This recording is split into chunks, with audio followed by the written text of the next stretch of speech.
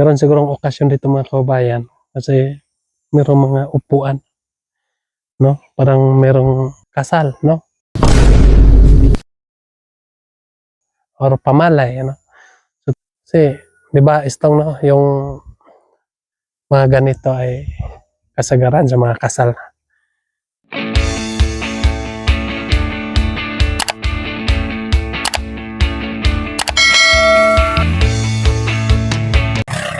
Hello mga kababayan, magandang araw sa inyong lahat. Kumusta na kayo dyan? So ngayon nga araw mga kababayan, so puntahan natin sila Jabilita doon sa kanilang bahay. So tamang-tama mga kababayan ay linggo ngayon. So sila ay nandoon lang sa kanilang bahay ngayon mga kababayan. Kapag hindi nakikimaritisan si yung mama ni Jabilita mga kababayan, so nandoon lang talaga sila sa bahay ngayon. So tara na mga kababayan.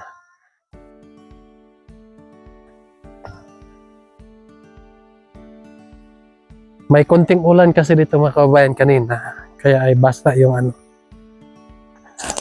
basta yung lupa. Buti ay hindi lang masyadong malakas ang ulan.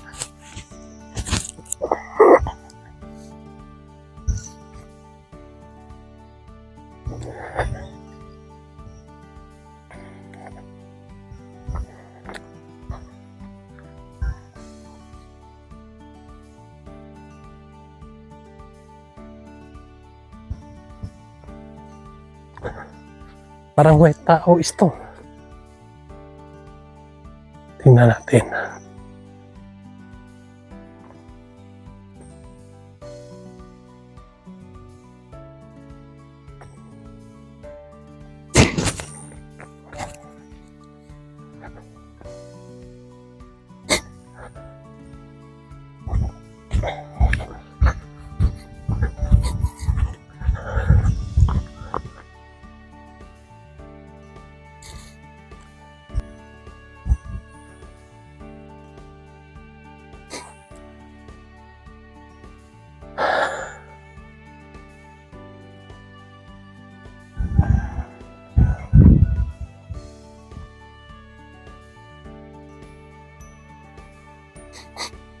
Ayo.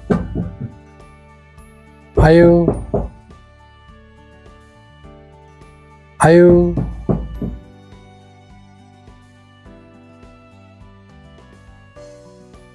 Ayo.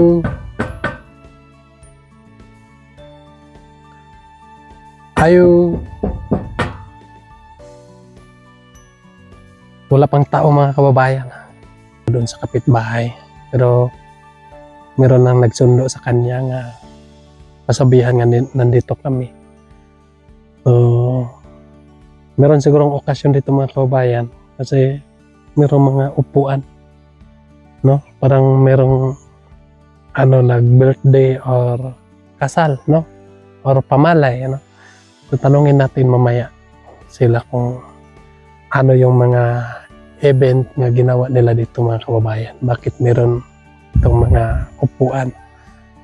Kasi, di ba, istong, no? Yung mga ganito ay kasagaran sa mga kasal. Tanungin natin, baka merong kinasal dito eh. Hindi lang natin alam. So, tanungin natin sa kanila mamaya. Antay-antayin na lang natin sila mga kababayan. At saka doon sa mga doon sa mga kaganapan namin mga kababayan, kapag punta ni Sir Paul dito, hingi ako sa inyo ng sorry. Kasi prank lang yun mga kababayan, yung mga kaganapan namin, no?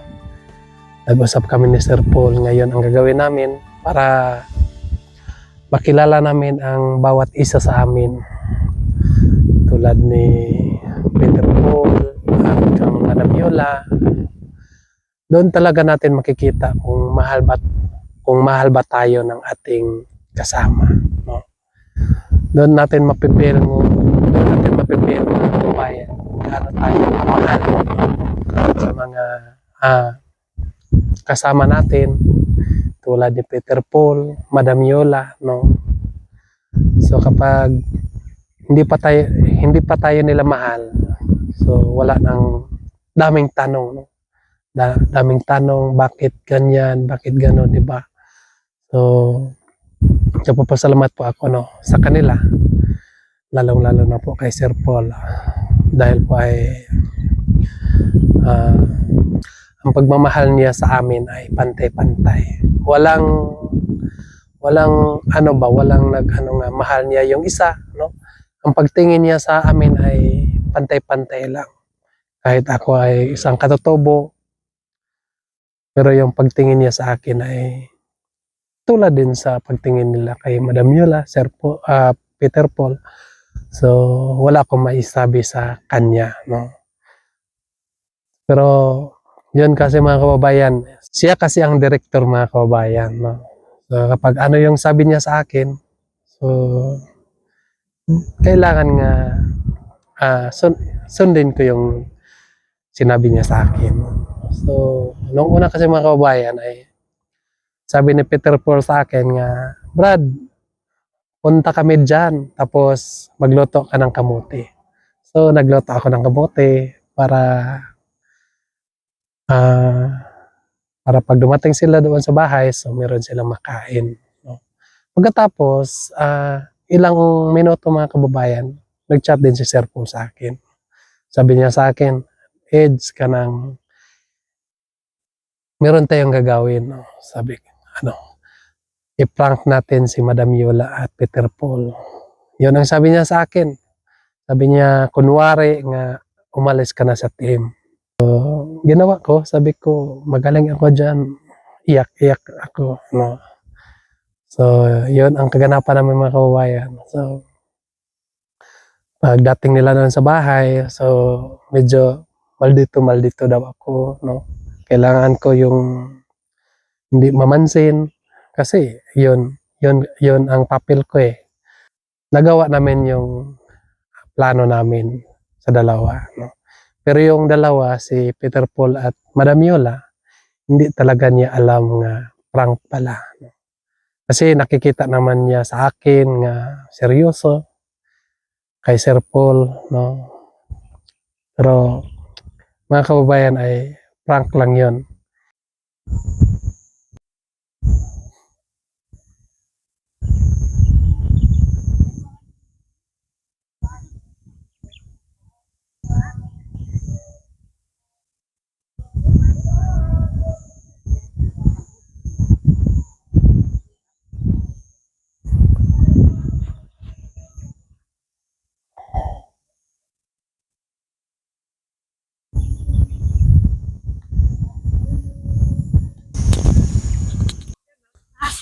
Hindi ko poon. Kay kipad kay. Asa na mo poon? Asa mo gikan? Yes, sentro, nagtanawis salida. Nagtanong mo salida. Ano may salida dito? Ha? Unsay salida? Gani rahay. Bakit? Nganong naaman eh? Unsa man ni siya? Simbahan man eh. Simbahan eh. Unsa nga simbahan? Parehas ito sir. 25. Kinsa may nagdalaan eh? Kinsa nagdala? Pastura. Kang taga kuan put kanang asan salis. Ira man asan salis dia mau na. Pero kami di man may simba diri. Si kuan lang kanang Maman Madin dito man is Alliance. Alliance mo. Dito ta sa mo ah.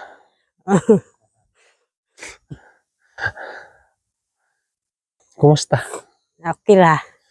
Okay lah. Okay ra man. Bada. Kumusta yung buhay? Ayos lang? Okay. Okay ra man. Yung asawa mo nasaan? Ha? Asawa mo asa? Asa imong kape ka sa imong kinabuhi? Nagkuan daw, nagkuan kanang magkuan daw sa kuan sa to. Magsasana. Magano ng paitan mga kababayan, no? Yung ano ba, yung merong pamana. Pamana tawag, 'di ba? Ano ka doon sa may sapa, tapos makita mo yung tok mo doon. Yun ang panain mo. Tok mo ba yung nandoon sa ilalim sa tubig? Hindi siguro. Tubig. Hindi tokmo. Tilapia. Paitan ang Milo. nandoon sa ano. So, ang ginagawa ngayon mga kababayan sa asawa ni ano, pangaran, Aileen. asawa ni Aileen mga kababayan ay nagpunta siya doon sa ilog, doon sa malaking sapa, ano. So namana siya doon ng mga langgam. Langgam ba? Hindi. Hindi langgam. Mga paitan Langgam na mga siya. kababayan. So, kasi linggo ngayon wala silang pasok doon sa kanilang trabaho ngayon. Walang trabaho ngayon mga kababayan, so kaya ay naghanap buhay muna si papa ni Jabilita. So, yun talaga no. Hindi tulad ng una nga pag linggo na ay parang siya na yung matapang, no? Sino-sino ang matapang dyan, no? Diba, ganun? Kahit wala nang kaya, pero matapang pa rin, no? So, natutuwa ako nga malaki ng pagbago ng asawa mo, no? Dahil po ay dahil po kay Jabilita, no?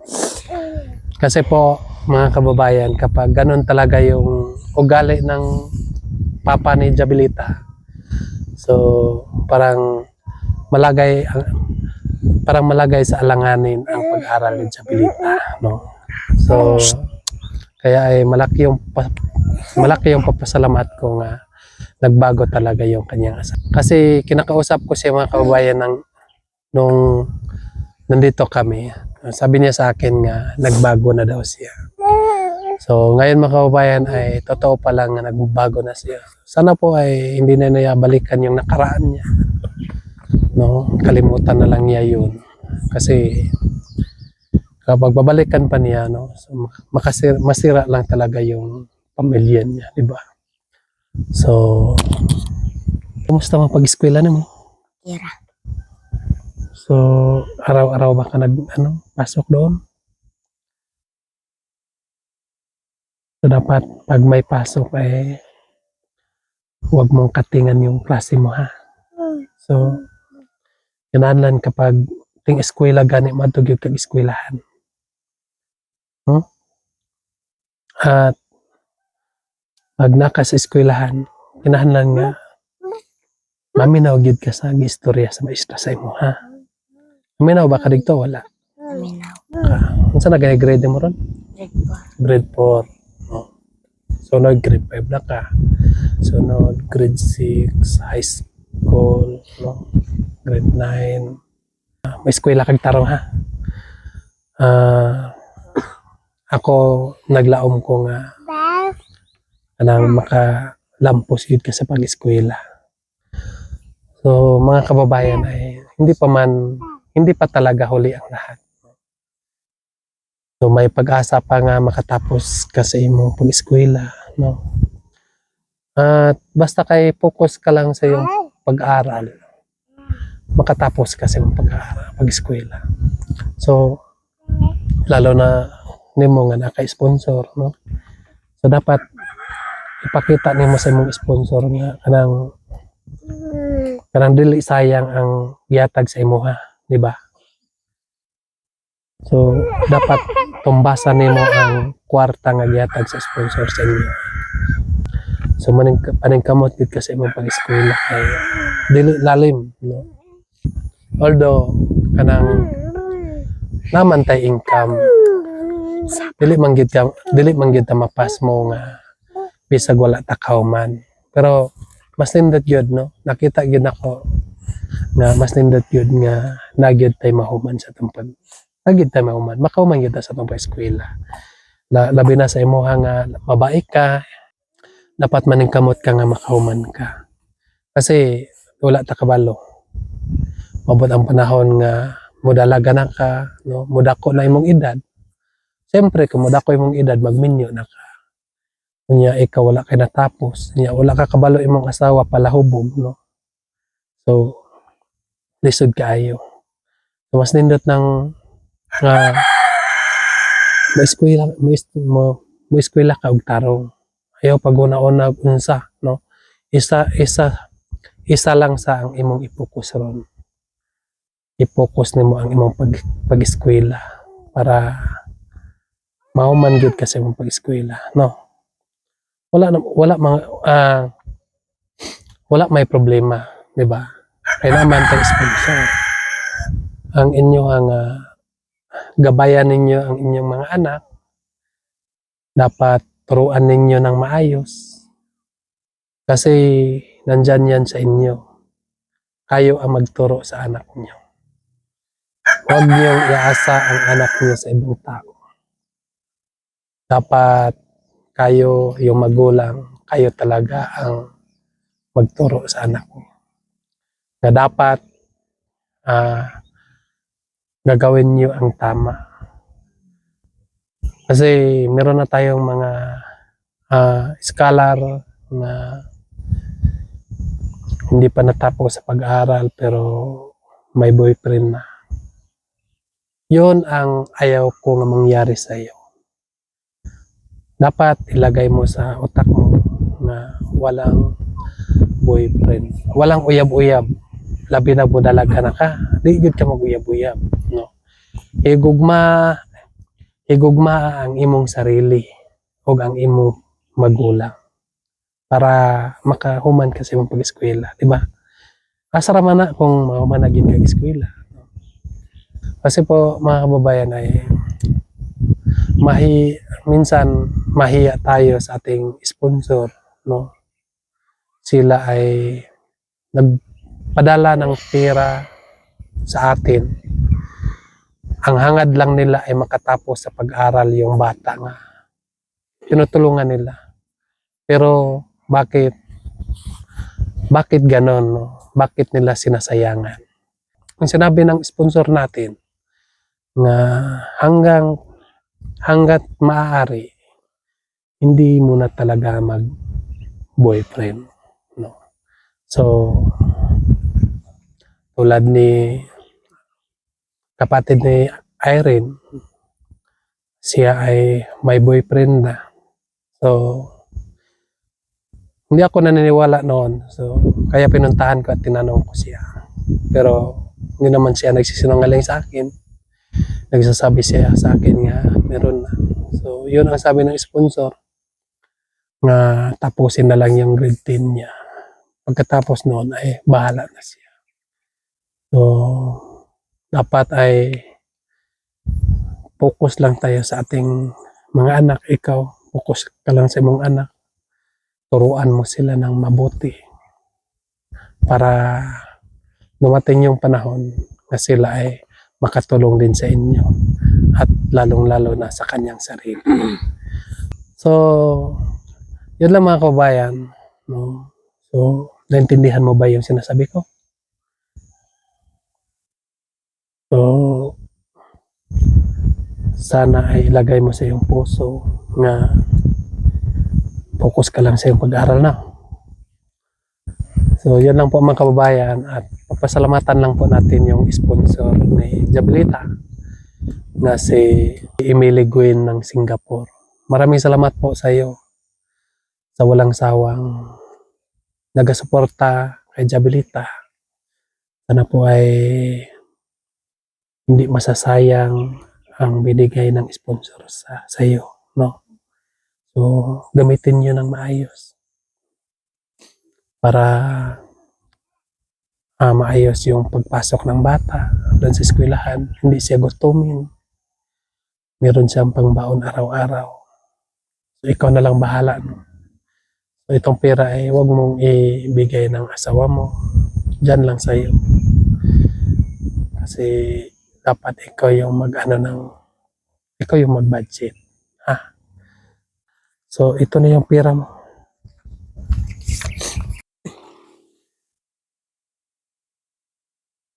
Ibigay ko na itong pera mo. Maraming salamat po sa iyong walang sawang pagtulong kay Jabelita. 1, 2, 3, 4, 5. So, yun mga kabayan, no? So, nandyan na yung pera niya. So, sana po ay magamit yan ng maayos. Sa anong masabi mo sa sponsor mo? Maraming salamat po, tita, sa padala ng pera. So huwag kayong mag-alala sa akin, tita. Sisikapin ko po na makatapos ako sa aking pag-aral. Salamat po. So yun mga kababayan, sana po ay makatapos ka sa iyong pag-aaral at pangako mo yan sa sponsor mo nga gawin mo ang lahat para makatapos ka. Kasi po ay isa lang po ang hangad ng sponsor mo, yung makatapos ka lang para makaahon kayo sa kahirapan, no? So walang sabi doon nga kapag makatapos ka ay sisingilin ka. Wala. Yun ay kusang tulong ng ating sponsor na para makatapos lang ka sa imong pag-eskwela. So, maningkamot lang din kasi ang pag-eskwela, no? So, yun lang po mga kababayan, no? Maraming salamat po sa inyong lahat na walang sawang nagasubaybay sa aming mga vlog ng PBTM. So, sana po ay huwag kayong magsawang magasuporta sa amin para maipagpatuloy namin ang aming paglalakbay dito sa kabundukan.